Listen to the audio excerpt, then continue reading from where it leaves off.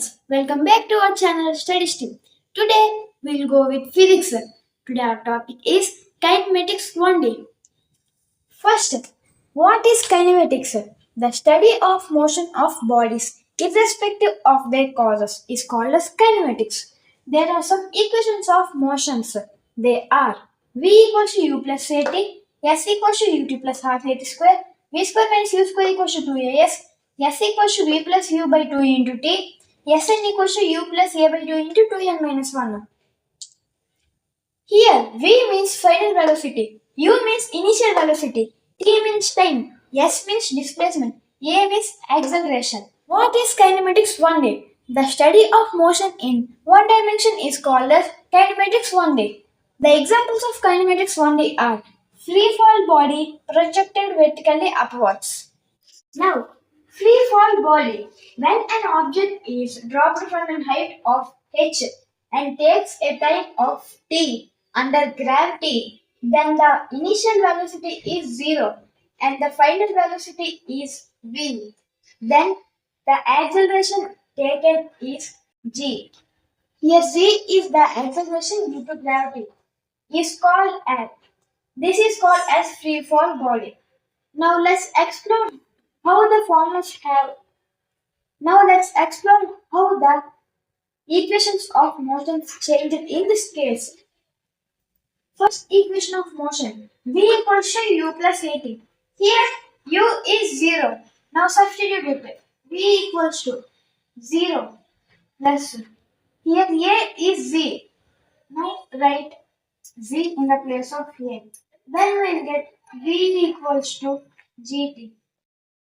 First equation of motion is changed as V equals to GT in this case.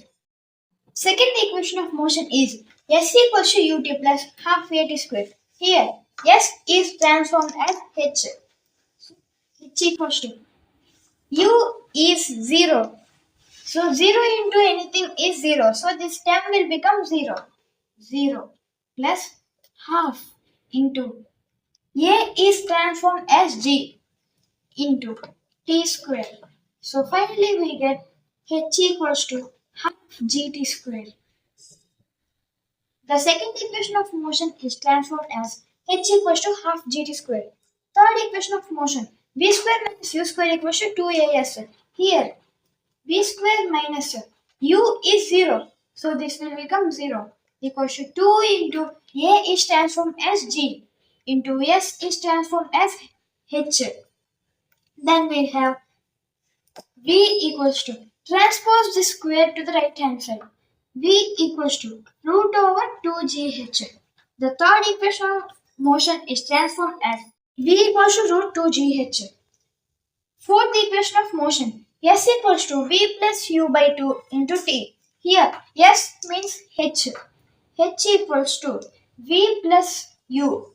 U is 0. So, V plus 0 by 2 into T. Then we'll have H equals to Vt by 2.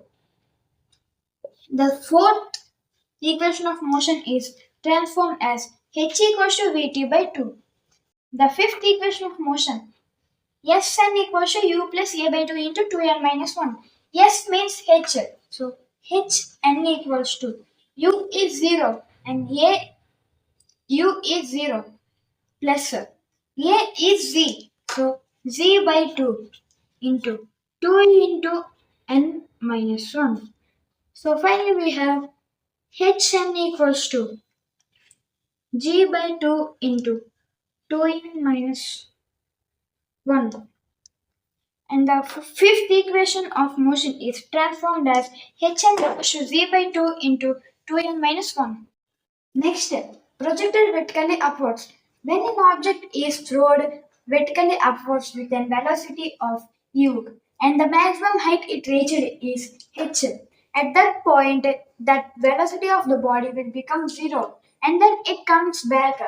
The time taken by the body to reach the ground is td. The total time taken by the body to go up and then come back to its original position is tf, time of flight.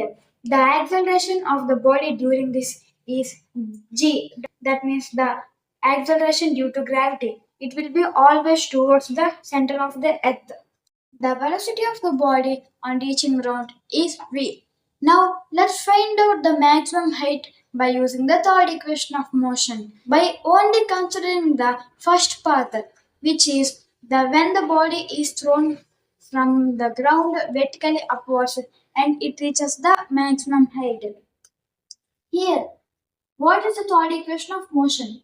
It is v square minus u square equals to 2a. Yes. In this, v is 0 as the final velocity is 0.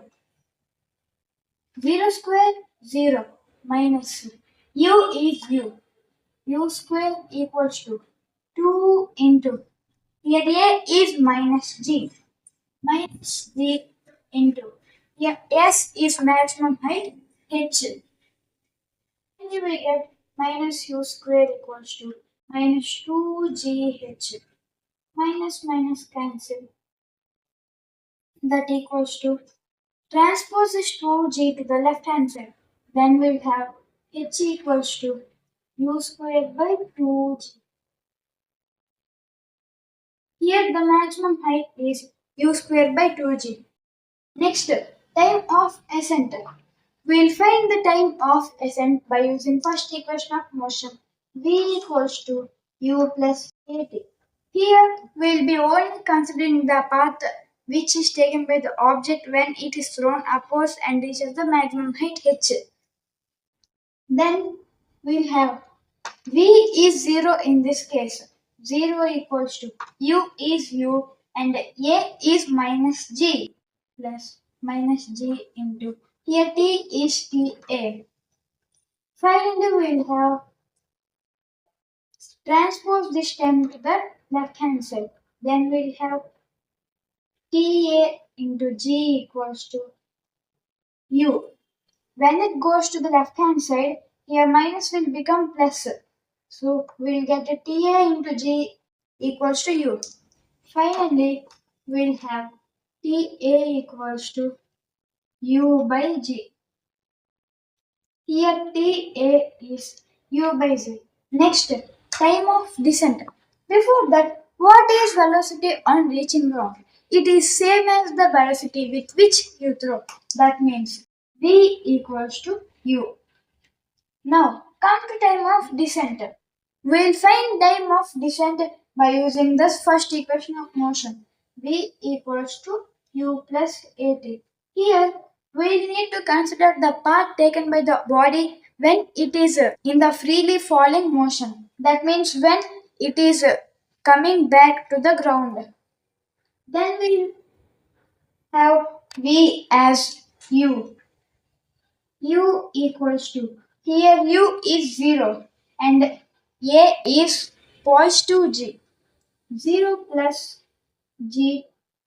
T is time of descent td. Now we finally had td equals to u by z. If we transpose z to the left hand side, we'll get this. So td equals to u g. Next, time of flight. Time of flight is the sum of time of ascent and time of descent. U by g plus u by g. Here, if we observe carefully, means the time of ascent and time of descent are same. That means the double of time of ascent or time of descent is time of flight equals to time of flight. This is time of flight. Thank you for watching, guys. I hope you will support me till the end. Like and share my video and don't forget to subscribe. Thank you for watching.